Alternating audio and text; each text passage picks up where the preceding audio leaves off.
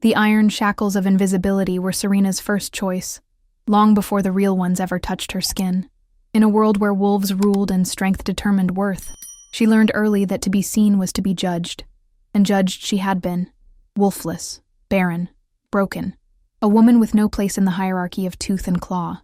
She crafted her armor from silence, her weapon from stories whispered only to herself in darkened corners.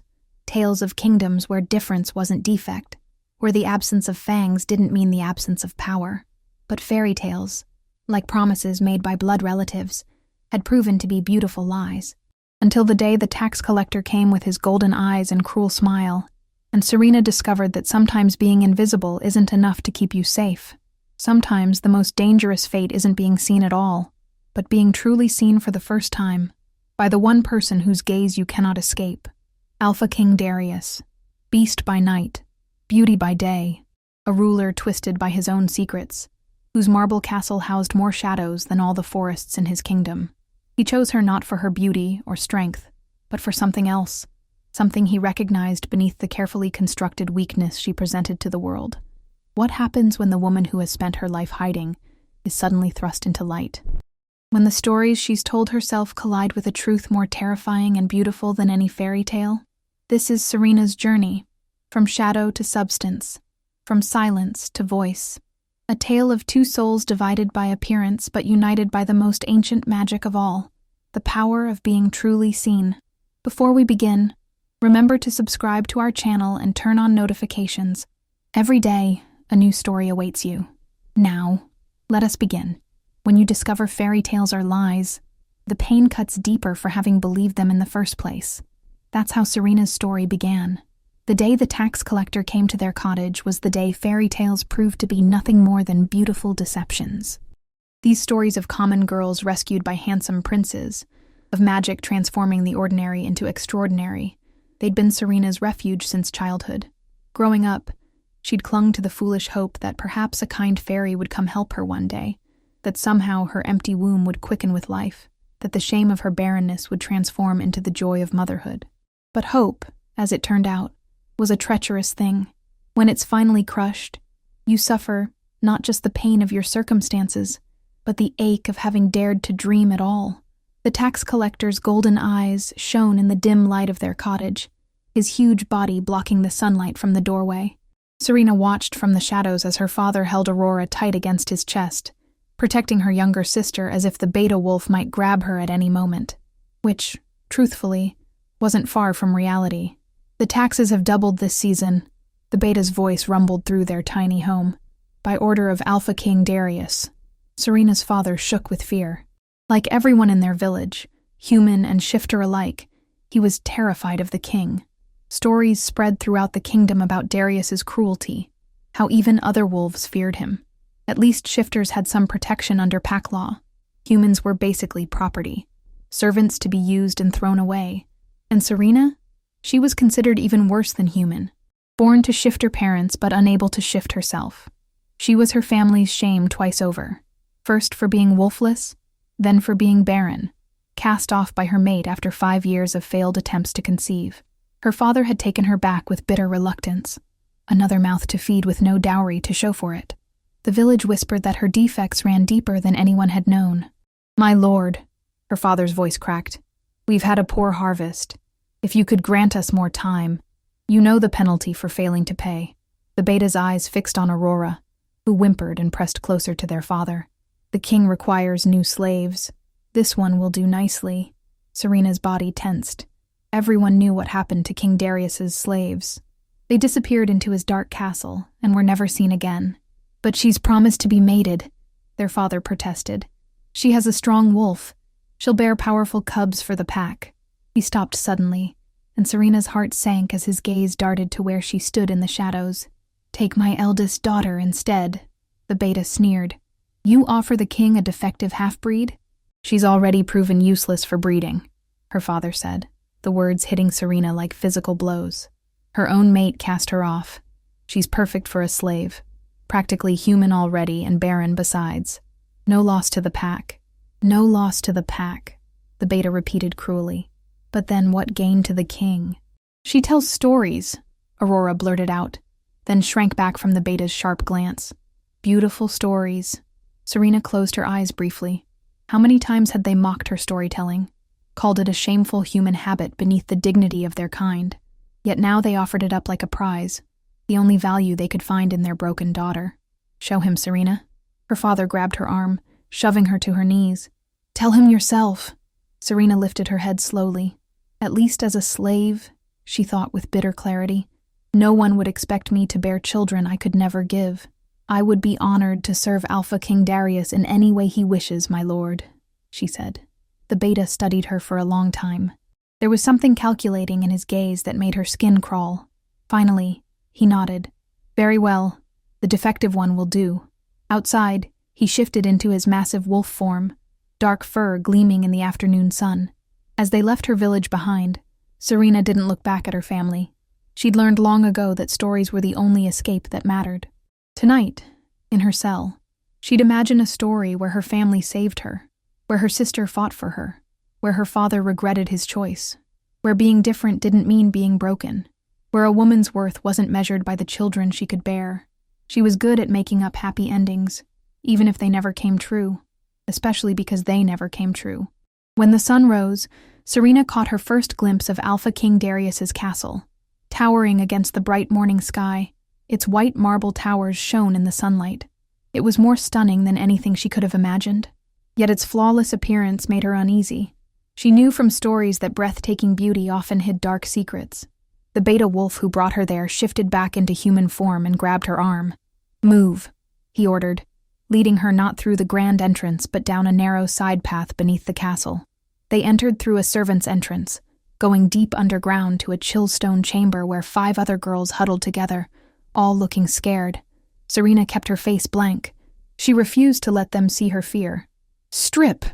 A stern woman with gray hair and amber wolf eyes commanded. The girls hesitated. You're the king's property, the woman snapped. What you thought was yours, including your dignity, belongs to him now. One by one, they removed their clothes, shivering in the cold. Serena moved methodically, folding her clothes neatly, refusing to show her humiliation. Into the washing chamber, the woman directed them next. They were led into another room where servants doused them with ice-cold water. Serena gasped as the first bucket hit her, the shock of it stealing her breath. Rough hands scrubbed every inch of her skin with coarse soap until it felt raw. Her hair was washed twice, then combed painfully to remove every tangle. The king won't have dirty village filth in his castle, the gray-haired woman explained, watching their discomfort with clear enjoyment. Though I doubt any of you will last the month. You're hardly the beauties he usually prefers. One girl began to cry silently. Save your tears, the woman sneered. King Darius is not known for mercy. Learn your place quickly or face punishment. They were given plain gray shifts to wear and instructed on castle rules, who to speak to, where not to go, and the consequences of disobedience. Tonight, the woman's voice dropped. One of you will serve the king's special guest. The way she said special guest made Serena's stomach knot. Images flashed through her mind, being thrown to hungry wolves, offered as some kind of sacrifice. The king himself will select which of you has the honor, the woman concluded, looking them over like meat at market. You'll be presented to him shortly. Try not to embarrass yourselves. They were led up a narrow staircase to a small antechamber with a polished floor. Told to line up and keep their eyes downcast, they waited in tense silence. From beyond the door came the sounds of approaching footsteps. The atmosphere in the room shifted instantly. The severe woman who had been tormenting them moments before went rigid, her earlier confidence evaporating. A hand pressed roughly on the back of Serena's neck, forcing her head lower. His Majesty, Alpha King Darius, announced a voice. The marble floor beneath Serena's bare feet seemed to vibrate with each step he took as he moved closer. She kept her eyes fixed on the floor, but the air grew heavy, charged with power that pressed against her skin like a physical touch. The new arrivals, Your Majesty, said a male voice, tight with deference. For your special guest's requirements. A long silence followed. Serena could hear the frightened breathing of the girls beside her, one of them trembling so violently that Serena could feel it through the floor. They're all cowering, came a deep voice that resonated through Serena's very bones. It held neither cruelty nor compassion, just a weary disappointment. as though this was exactly what he'd expected. "How tiresome," the king added. Something in that voice, its casual power, its inherent command, made it impossible for Serena not to look. In all the books she'd secretly hoarded and read by candlelight, kings and princes were described with such grandeur. She'd always wondered if real royalty could possibly live up to the heroes of legend. Despite her fear, curiosity won out. Slowly, against every instinct for self-preservation, she raised her eyes. What she saw made every literary hero in her memory fade to pale imitation. Alpha King Darius wasn't merely handsome. He was sublime in a way that made her storyteller's mind scramble for comparisons. She found none to be adequate. Broader than her village's Alpha, with high cheekbones that could cut glass and lips that held a natural curve suggesting perpetual mockery, he possessed a savage beauty that no artist could truly capture. But his eyes, gods, something ancient and feral lived in those eyes, and suddenly, those eyes snapped to hers. Serena jerked her gaze back to the floor, heart hammering against her ribs. "Your Majesty," prompted the attendant. "Have you made your selection?" Serena felt rather than saw his attention still on her, a weight that pinned her in place. "She'll do," he said simply. She knew without looking that he was pointing at her. Serena stood before the massive oak door, her heart pounding. The air felt colder here, as if winter clung to the stone. Torches flickered eerily, their flames bending away from the door like they were trying to escape. Next to her, the stern servant woman smirked, though her hands shook slightly. "Please the king's guest however he desires," she whispered, "or tomorrow you'll face something far worse." Her voice faltered on the word guest. The guard at the door looked nervous too, his forehead slick with sweat despite the cold. When Serena caught his eye, he looked away quickly, hand tightening on his sword. From inside the room, a sound echoed, somewhere between a growl and a sigh, that seemed to resonate through the door. The guard's grip whitened.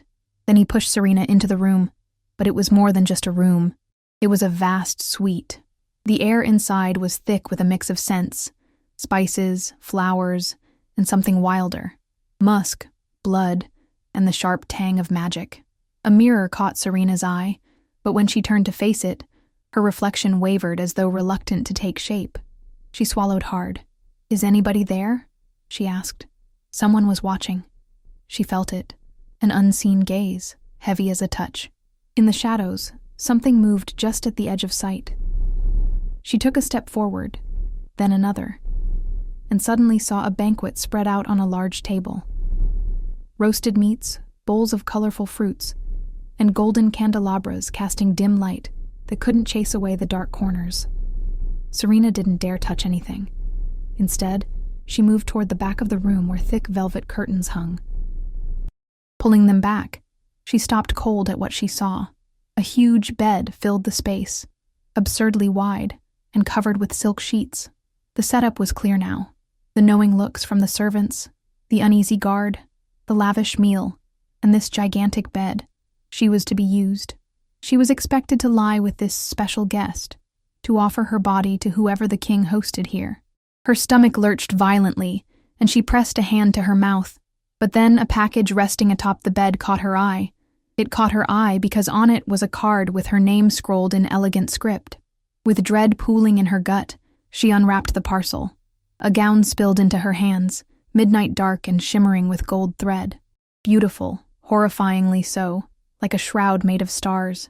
The air dropped to an icy chill, as though darkness itself was swallowing it whole. A sound echoed from behind, slow, deliberate footsteps, the scrape of claws on stone, joints popping, shifting, and a low, menacing groan quickly stifled. Serena turned. The shadows thickened, a void swallowing light. "Put it on," she heard. The voice, deep, inhuman, vibrated through her bones. It was language forced through a throat not meant for speech.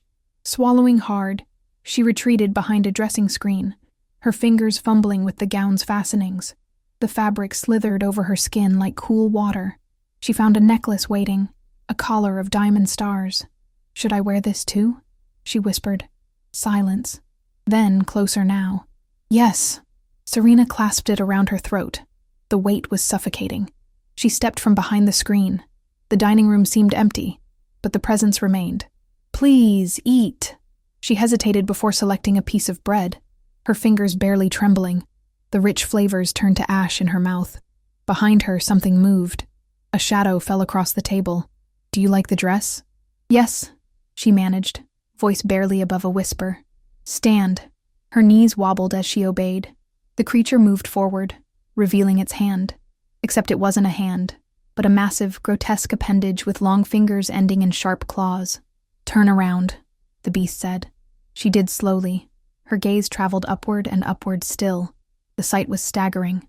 Before her stood a figure too massive, too distorted for this world. Its muzzle bristled with jagged teeth, its body twisted by agony and fury. Serena's lips parted, a scream building within her, but instead of a cry, what slipped out was, "Were you cursed?" The beast recoiled as if struck. "I'm sorry," she said quickly. "That was presumptuous." "No." The voice was quieter now, almost resigned. "How did you know?" She hesitated. "I've read many stories about curses. One about a royal twisted into brambles by a jealous witch, and—" She stopped herself. "I'm rambling." "No." The beast's gaze locked onto hers. "Go on." So she did. One tale, then another. Speaking of monsters and spells, of humanity hidden beneath horror. Hours passed. The candles guttered low. "Thank you for your company." It rumbled at last, its voice softer, almost reluctant. Relief flooded her. It hadn't been so terrible. She had survived the night with the only thing she had. Stories. "Then will you be my wife?" Serena's breath stilled. I cannot," she whispered, horrified. The beast rose, towering. "Then I have no use for you," it said. The finality in those words sent ice through Serena's veins. Would the king have her executed for displeasing his monstrous companion? Panic clawed at her throat. But in that moment, her storyteller's mind worked faster than her fear. "I am held by those who cannot touch me, broken by those who never speak me, and kept by those who never sought me," she blurted out, words tumbling forth. "Kings command me, but I command fate. What am I?" The beast paused, massive head tilting slightly. "What is this?" "A riddle," Serena said, her voice steadier now. "From a story I know." She lifted her chin, summoning every ounce of courage she possessed. "If you can solve this riddle, then I will be yours. And if you cannot, then until you do, I hope you will allow me to return to tell you more stories." The creature stared at her for what felt like eternity. Then, to her astonishment, it exhaled. "Tomorrow night. Do not be late." When Serena returned to the servants' quarters, the room fell silent instantly. Wide-eyed, the other girls watched her cross the stone floor, pressing against the walls as if she carried a disease. The head servant, the woman with iron-gray hair, grabbed Serena's arm with surprising strength and pulled her into a small alcove away from the others. "You're alive," she hissed, her face lined with disbelief. "How?" She cut herself off, glancing over her shoulder. "Say nothing to anyone. Not a word. Do you understand? The king will see you at noon." Serena nodded, noting how the woman's fingers trembled despite her stern demeanor. Her return had clearly shaken the castle's order. Sleep was elusive, her dreams haunted by amber eyes and unanswered riddles. She was jolted awake by rough hands. The sun was already high. A guard stood over her, his face unreadable beneath his helmet. "The king demands your presence," he stated flatly. "Now." She followed him through a labyrinth of corridors and up unfamiliar staircases to a private chamber. Not the throne room she'd expected, but a study filled with books. Inside, Alpha King Darius stood against a massive window, bathed in sunlight. Only two others were there: Birdie, who avoided eye contact, and a man who looked like a warrior, likely the king's beta. Darius's eyes tracked her as she entered, studying her with cold calculation. Up close, the beauty that had struck her before seemed sharper, more dangerous in the daylight.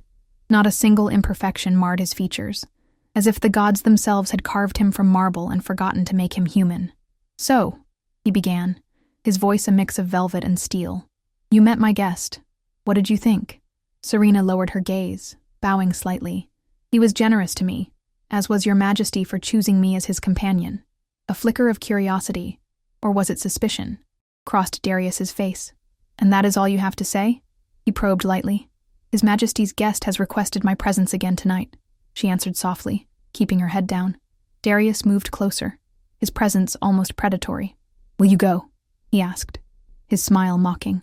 "If it pleases your majesty, I am indifferent to whether you or another entertains that thing," he said dismissively.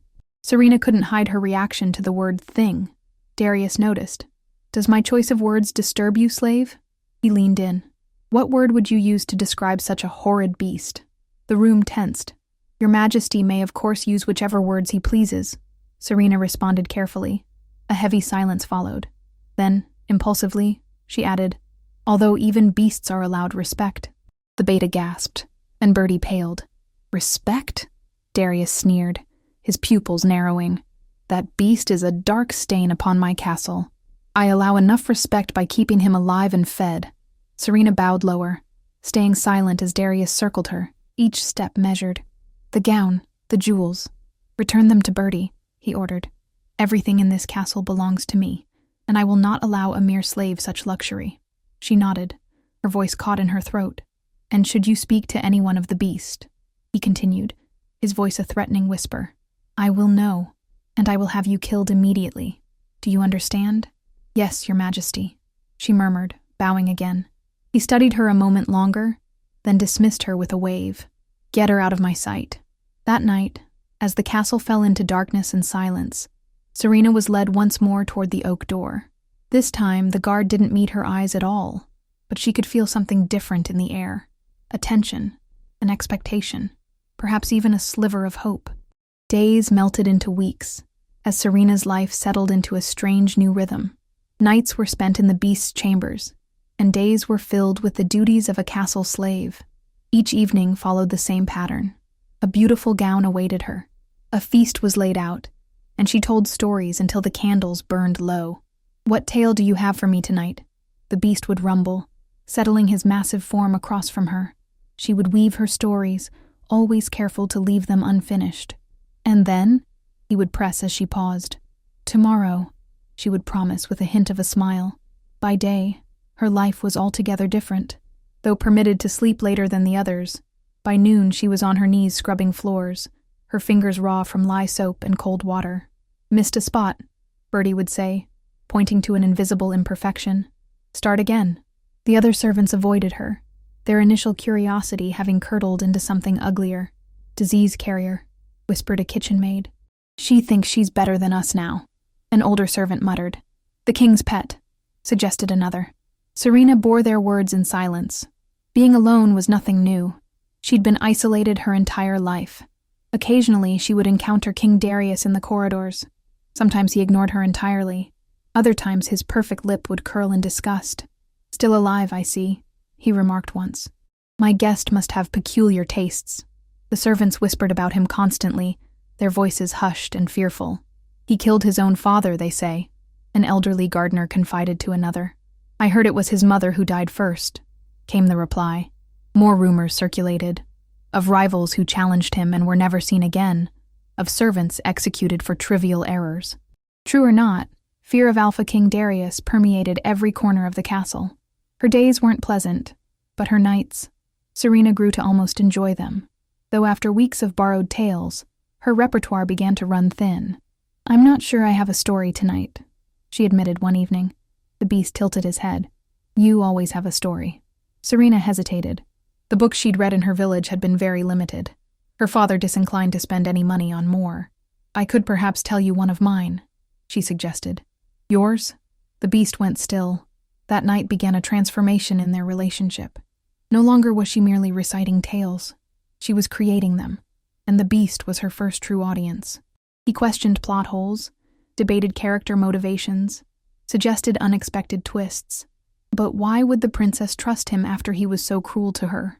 He challenged one night. "Because sometimes," Serena replied, "we see beyond what others have done to who they truly are." The beast grew quiet at that. "And you believe that? That people can change so fundamentally?" "I believe people can reveal who they truly were all along," Serena said softly. "Sometimes cruelty is just armor." His golden eyes studied her intently. "You speak as if you know something of armor yourself." She did. The armor of indifference she'd worn when her mate cast her aside. The armor of resignation when her father offered her up like damaged goods. But she only smiled and continued her tale. Their conversations grew longer, deeper, stretching from sunset until the early hours before dawn. Sometimes she would catch herself laughing at his dry observations. Sometimes he would growl in pleasure at a particularly clever turn of phrase. One night the beast surprised her. "I have something for you," he said, rising from his chair. He led her through a door she'd never noticed before, revealing a circular chamber lined floor to ceiling with books. A writing desk sat by the window, stocked with fine parchment, quills, and ink. "A library," Serena breathed, turning in a slow circle. "For me? You mentioned your father wouldn't buy you books," the beast said, almost shyly. "I thought perhaps you might like to read new stories. Write your own." Tears pricked her eyes. No one had ever given her such a gift. "Thank you," she whispered. From that night forward, their discussions became even richer. She would read during the day when her duties allowed, and at night, they would debate philosophy, dissect character arcs, argue over plot devices. "Your heroine is too forgiving," he said one evening as she read from a story she'd written. "No one forgives so easily. Perhaps she's learned that holding on to anger hurts her more than the person who wronged her," Serena replied. "Or perhaps she's afraid of being alone again," he countered gently. She looked up, startled by his insight. "Maybe both." The beast leaned forward in his chair. "Tell me about her. About why forgiveness comes so easily to someone who's been hurt." Serena set down her pages, her throat tight. She was cast aside by someone who was supposed to love her, told she was broken, worthless. When someone finally shows her kindness, she's terrified of losing it. Why was she cast aside? The question hung in the air. Serena's hands trembled slightly as she folded them in her lap. She couldn't give him what he wanted most, she said quietly. A child. She tried for 5 years, but her body, it wouldn't cooperate. So he called her defective and sent her back to her father like a broken tool. The beast's sharp intake of breath made her look up. His golden eyes blazed with something fierce and protective. "He was a fool," he said, his voice rough with emotion, "to cast aside someone so precious for something beyond her control." "Was he?" Serena asked, tears threatening. "In our world, what is a woman who can't bear pups? What purpose does she serve? What purpose?" The beast rose, pacing to the window. "She tells stories that make the darkness bearable. She sees past monster to the soul within. She brings light to places that have known only shadow." Serena wiped her eyes. "At least you won't want to marry me now, I imagine," she said, with a broken laugh. "Now that you know I'm truly as defective as they say." The beast whirled around, his massive form trembling with intensity. "Serena, I would count myself the most fortunate creature alive if you would have me. Child or no child, you are—" He stopped as if catching himself before saying too much. "You are worth more than a kingdom of queens who possess everything but your gentle heart," he finished quietly. Heat flooded Serena's cheeks, her heart hammering against her ribs. No one had ever spoken to her with such fervor, such conviction. I don't," she stammered, looking away from his burning gaze. Her hands fidgeted with the hem of her gown, and she felt suddenly acutely aware of every inch of space between them. "You don't have to say such things to be kind. I'm not being kind," he said, his voice rough with emotion. "I'm being honest." She ducked her head, overwhelmed by the weight of his regard, by the way he looked at her as if she were something precious rather than broken. For perhaps the first time, Serena was happy. The castle that had seemed a prison now felt closer to a sanctuary. Only one shadow darkened her contentment, a question which came every night. "Will you be my wife?" And each night she'd reply, "I am held by those who cannot touch me, broken by those who never speak me, and kept by those who never sought me. Kings command me, but I command fate. What am I?" At first, she had feared the consequences of her subtle refusal. Now, what truly haunted her were those intelligent golden eyes flashing raw with anguish at her continued resistance. When she'd imagined herself saying yes, entertained the thought because he was her dear friend, and no one but him had ever treated her so kindly, the thought of those massive, misshapen limbs, entwining with hers in the marriage bed, made her stomach heave with primal terror. "What am I?" she'd repeat. The beast would stay silent, and the next day, everything would start anew. One morning, instead of being sent to scrub floors, Serena was led to a small chamber tucked away in a quiet corner of the castle. Inside stood a simple desk with a chair, a stack of blank parchment, several quills, and a pot of ink. "His Majesty says you're to spend your days here now," Readying yourself for your nightly duties, Bertie explained. Serena stared in disbelief. I'm to write? Whatever keeps that thing entertained, Bertie muttered, before leaving her alone with the precious gift of paper and time. Serena ran her fingers over the smooth parchment, heart swelling. No one had ever given her such a gift. In her village, paper was scarce. Ink, a luxury her father would never waste on her stories. That night, Serena entered the Beast's chambers quietly, clutching pages covered in her careful script. The usual words of greeting died on her lips as emotions swelled unexpectedly in her chest. I wrote something different tonight, she said softly. May I read it to you? The Beast settled his massive form across from her, the chair groaning beneath his weight. Please. Her voice wavered as she began. Once there lived a girl born without a wolf. In a village where everyone could shift, she alone remained human, trapped in a single skin. Serena paused, swallowing hard. Her father called her defective. Her sister pretended not to know her when others were watching. The village children threw stones and called her half-breed. The Beast remained motionless, only his eyes betraying his attention. Each night, she would escape into stories, creating worlds where she belonged, where being different wasn't a curse. Serena's voice grew steadier, stronger. No one ever asked to hear these stories. No one cared about the worlds she built, word by careful word. Those who rejected her for lacking a wolf were fools, the Beast interrupted. A wolf is nothing compared to a mind that creates worlds. Serena looked up, startled. Is that how the story ends? He asked. I don't know yet, she admitted. Silence fell between them, charged with something Serena couldn't name. Today, for the first time, someone gave my stories value, she whispered. You asked the king, who clearly despises you, to give me time and space to write. No one has ever... Her voice broke. No one has ever seen me before. Not until you. The Beast's massive claws flexed and relaxed, as if he wished to reach for her, but dared not. I see nothing but you, Serena.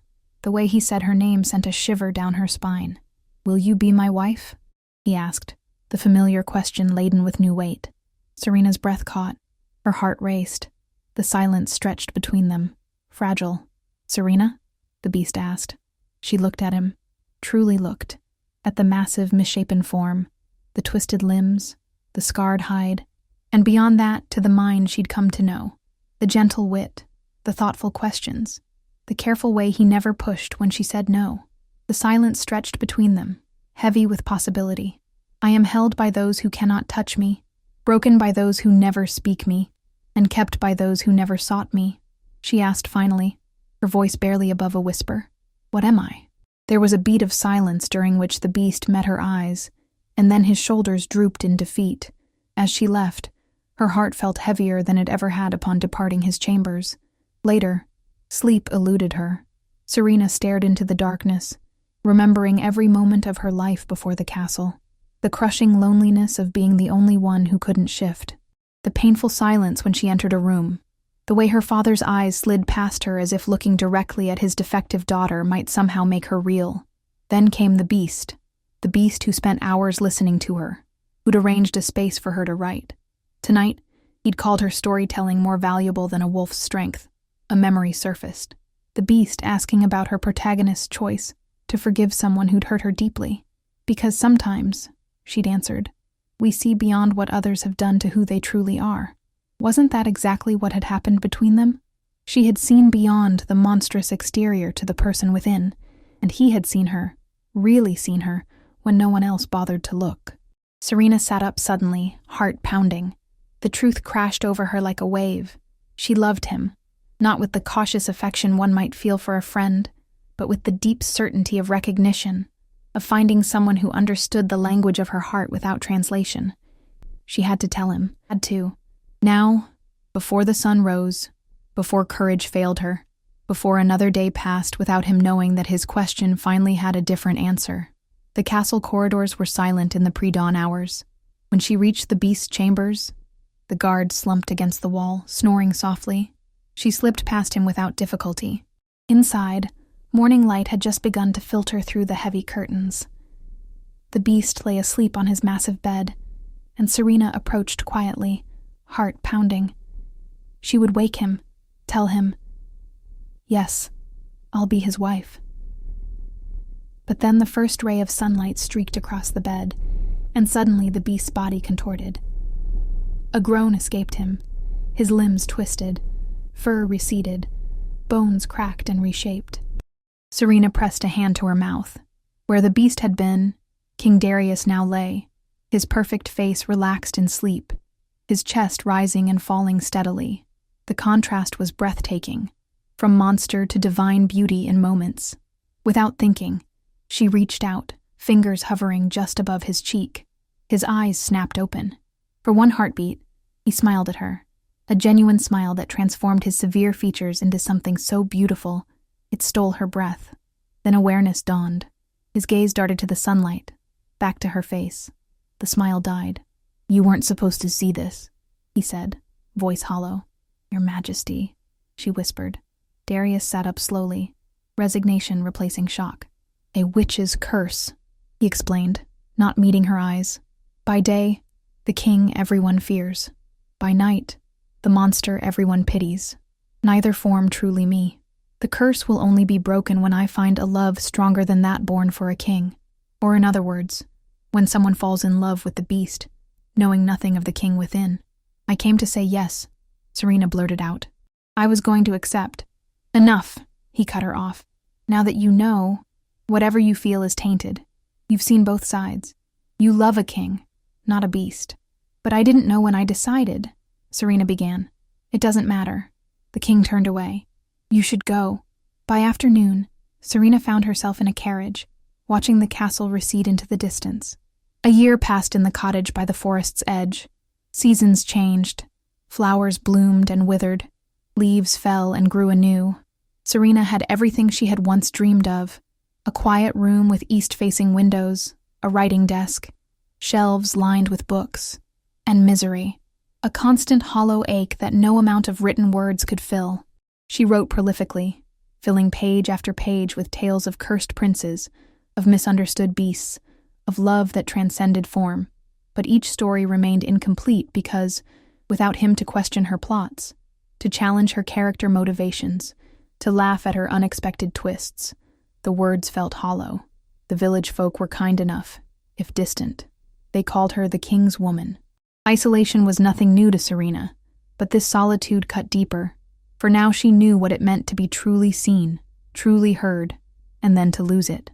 The news came on a late summer's day, carried by the baker's wife as Serena purchased her weekly bread. "You've heard, I suppose?" the woman asked, eyes bright with gossip's gleam. "About the royal wedding?" Serena's heart stumbled. "Wedding?" "Oh yes. The Alpha King is to marry Princess Ara of the Eastern Territories. A powerful alliance, they say." The woman leaned closer. "The ceremony will be held in the town square next week, a public spectacle so all might witness. The entire kingdom is invited." That night, Serena stood before her mirror and made her decision. She would go, not to disrupt or plead, but simply to see him one last time. The morning of the wedding dawned clear and bright, as if the heavens themselves blessed the union. Serena dressed carefully in her finest gown, simple by noble standards, but finer than anything she'd owned in her village life. By midday, the town square had transformed into a spectacle of royal extravagance. Banners in royal blue and gold hung from every building. Garlands of summer flowers draped across makeshift pavilions. Guards in gleaming armor stood at attention, their expressions stern beneath their helmets. Serena found a place along the edge of the crowd, half hidden behind a broad-shouldered farmer and his family. From here, she could see without being seen, or so she hoped. The assembled nobility arrived first, a parade of silks and jewels and carefully arranged smiles. Then came the bride's procession. Princess Ara was everything Serena was not. Tall, imperious, with the confident grace of one born to power. The crowd sighed in appreciation. Serena's throat tightened. Of course he would choose such a mate. Beautiful, powerful, worthy of an alpha king. Had the princess succeeded where she had failed? Had Ara somehow broken the curse that bound him? The sun had not yet set. There was no way to know for certain. A hush fell over the square as the royal fanfare sounded. King Darius appeared at the far end of the aisle that had been created through the crowd, resplendent in royal blue and silver, his dark hair gleaming in the afternoon sun. He moved with the fluid grace she remembered, head high, shoulders squared, every inch the perfect ruler. But Serena saw what others did not: the slight tension around his eyes, the careful blankness of his expression, the way his hands curled into fists at his sides before he forced them to relax. This was not merely the cold, perfect king the crowd saw. This was her beast, the one who had listened to her stories, who had given her paper and quills, who had asked her again and again to be his wife. As Darius took his place at the altar, waiting for his bride, something in Serena's chest cracked open. She knew him, truly knew him, in a way this princess, with her perfect hair and perfect lineage, never could. She knew his wit, his capacity for gentleness. She knew how his eyes lit up at a clever plot twist, how he grew still when deeply moved by a story's turn. Near her, a burly man shifted, drawing her attention. Something about his movement seemed off, too controlled, too deliberate. His eyes scanned the guards, calculating. With a start, Serena realized he wasn't watching the ceremony at all, but studying the security arrangements. Across the square, she spotted another man doing the same, his hand resting too casually near a concealed weapon. A chill ran through her. Something was wrong. The royal officiant began the traditional vows. Serena watched through a veil of tears as Darius stood rigid, his face a perfect mask of composure. Then suddenly, inexplicably, his gaze lifted from his bride and swept across the crowd. Their eyes met. For one heartbeat, his perfect composure shattered. Pain flashed across his features, raw and unguarded. His face paled, his lips parted slightly as if to speak. Then, with visible effort, he tore his gaze away, returning his attention to the princess beside him. Serena forced her lips into a trembling smile, hoping he had seen it, hoping he understood she wished him happiness, even as her heart crumbled to dust within her chest. The vows continued. The sun inched lower in the sky. The suspicious men in the crowd shifted subtly, moving into new positions. And then chaos erupted. The first scream split the air like lightning. Then came the clash of steel, the snarls of shifting wolves, and the thundering of boots as royal guards rushed to protect their king and his bride. "Protect His Majesty!" The captain's voice rose above the din. Guards surrounded Princess Ara, whisking her away through a side street. But Darius remained. He drew his sword, the blade flashing in the late afternoon sun. All around Serena, people shoved and pushed. Someone knocked her to the ground. From her position on the cobblestones, the battle took on a nightmarish quality. Some attackers shifted, their bodies contorting as fur erupted from skin. Massive wolves leapt into the fray, fangs bared. Royal guards transformed to meet them, the conflict escalating from swordplay to a primal battle of beasts. But Darius fought with steel alone. He fought with the same grace she'd seen in the beast. Different forms. Same soul, she realized. An archer on a nearby roof took aim at the king's unprotected back. Without thought, Serena burst from hiding. She raced across the blood-slicked cobblestones, colliding with Darius just as the arrow whistled through the air where he had stood. They crashed to the ground together. His eyes, those familiar eyes she'd gazed into so many nights, widened in shock. "Serena," he breathed, meeting her eyes. "You were about to be shot," she replied, gesturing toward the rooftop. Darius shoved her behind him. "Go, please," he pressed. His beta appeared, blood streaking his face. "Your Majesty, the sun. You must retreat now." Serena glanced westward. The sun hung low, a bloated red orb mere minutes from disappearing. The curse wasn't broken. The beta tugged at Darius's arm. "My lord, there's no time." A massive wolf lunged at Serena, knocking her to the ground. Teeth snapped inches from her throat. She twisted, fighting, but the wolf's weight pinned her down. Another attacker standing beside the wolf spoke for him. "Stand down, Your Majesty," he called, voice distorted. "Or watch her die." Darius froze, sword half raised. The beta grabbed his arm. "My lord, the sun, you must go." "Let her go," Darius commanded, his voice deadly calm. The sun touched the horizon, its lower edge disappearing. "My king," the beta pleaded. "There's no time." Darius shook him off, eyes never leaving Serena. Something shifted in his expression. "Take her," the attacker growled, dragging Serena backward. "No!" Darius roared, lunging forward. The sun vanished. Darius stumbled, a cry of pain torn from his throat. His sword clattered to the cobblestones, his body contorted, the fine wedding clothes straining at the seams. The gasps and screams around them rose as nobles and commoners alike witnessed their king's transformation. His spine arched unnaturally, bones cracked and shifted.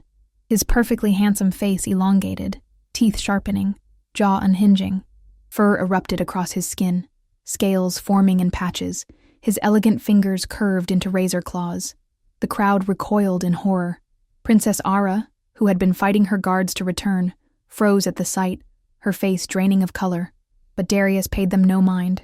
His focus remained entirely on Serena. The beast that was Darius launched himself at her captor with ferocity. No hesitation, no concern for who witnessed his monstrous form, only rage at the threat to Serena. The attacker released her, shifting fully to meet this new threat. But he was no match for Darius's beast form. Around them, the battle paused as even the attackers gaped at the revelation. Royal guards regained control, driving back the remaining rebels as Darius tore into their leader. It ended quickly. The attacking alpha lay dead, and in the center of the town square stood the beast, massive, grotesque, covered in blood not his own, golden eyes sweeping the crowd. He staggered, a pained growl escaping him. Blood seeped from a wound where an arrow had found its mark. His massive legs trembled. Serena approached the beast, her king, without fear. "You're hurt," she said softly. "I'm sorry," she whispered. "I'm so sorry they saw. This is my fault." The beast shook his massive head. "I don't care what they saw, what they think." He winced as pain lanced through him. "As long as you're safe." Serena placed her hands on either side of his muzzle. "I love you," she said. "Beast or king, I love you." Something changed in the air, a charge like lightning about to strike. Light emanated from within him, pulsing brighter with each labored breath. The transformation began. Fur receding, bones shifting, the grotesque features melting away. Unlike his usual painful transformation, this one seemed gentler. When it finished, Darius stood before her in human form, though the sun had long set. His wedding finery hung in tatters, but his body was whole, the arrow wound healed. "I don't understand," he whispered. "The curse. Only when you find a love stronger than that born for a king will you be free," Serena quoted. "That's what the witch told you, isn't it?" "You misunderstood," she continued gently. "It wasn't about finding someone who could love the beast more than the king. It was about you loving someone else more than you loved being king." Understanding dawned on Darius's face. "When I chose to save you over preserving my secret," he began. "You showed that you loved me more than your pride," she finished. "That's what broke the curse." Around them, the crowd murmured. The princess had vanished. His beta approached cautiously, disbelief written across his features. But Darius saw only Serena. In the middle of the ruined wedding, he pulled her into his arms. She came willingly, her hands reaching up to frame his face, the face she had known in two forms, the soul she had recognized in both. "I love you," he whispered against her hair. "Beast and king, both parts of me love you." Serena pressed closer, feeling the steady beat of his heart against hers. The crowd, the chaos, the blood, all of it receded until there was only this, two people who had seen beyond form to the truth of each other's hearts. 1 year later, the royal ballroom glittered with candlelight, and across the polished marble floor, both human and shifter danced together in unprecedented harmony. Queen Serena stood at the edge of the revelry, watching her mate move through the crowd. No longer did fear follow in his wake. Instead, smiles and genuine bows greeted Alpha King Darius as he stopped to speak with each guest. So much had changed in a year. The castle that had once been a place of whispered terrors now opened its doors to all. The servants no longer cowered. The hierarchy that had kept humans beneath wolves had dissolved under their joint rule. After the wedding day revelation, many truths had come to light. He had never been truly cruel, merely desperate to keep his curse hidden, preferring to be feared than closely observed. Those servants who had attended his special guest and never returned simply relocated to distant villages with generous pensions to ensure their silence. The truth behind the curse had spread quickly. How the witch, scorned by his younger self, had split him in two, forcing him to live half his life as the thing he feared most, a beast who could never be respected, only feared. A fitting punishment for a prince who had valued appearance and power above all else. But the curse's breaking had transformed more than just Darius. It had changed the kingdom itself, And then there was the miracle that still made Serena's heart race with wonder. 3 months after their wedding, she had felt the first flutter of life within her womb. The physicians had been baffled. The same woman they'd pronounced barren now carried not one, but 2 healthy babes. The prince and princess now slept peacefully in the royal nursery above. Serena liked to think it was love that had worked the miracle. Her husband had married her knowing she might never give him an heir, had chosen her despite what the world called her greatest failing. Perhaps that kind of love, pure, unconditional, transformative, had been powerful enough to heal what everyone believed was permanently broken. Serena paused as she neared her husband, overhearing his conversation with a visiting diplomat. "A riddle, Your Majesty," the diplomat was saying. "They say you're quite skilled at them." "I enjoy a good puzzle," Darius admitted with a smile. "Very well. I am held by those who cannot touch me, broken by those who never speak me, and kept by those who never sought me. Kings command me, but I command fate. What am I?" Serena froze, her breath catching. Her riddle, the one she'd posed on that first terrifying night when she'd been certain she would die. Darius's eyes flickered toward her, a small smile playing at his lips. "That's simple," he replied. "A promise." The diplomat laughed, impressed, and moved on to another conversation. Serena approached, unable to hide her surprise. "You knew the answer?" she asked quietly. "All this time?" Darius took her hand, bringing it to his lips. "Since the first night you asked me. But you said you didn't. I didn't want to force you to marry me. Curse or no curse." He drew her onto the dance floor, their movements perfectly in sync. "I love you," he murmured against her temple. "My storyteller, my queen." "And I love you," she replied. "My beast, my king." One soul in perfect harmony at last.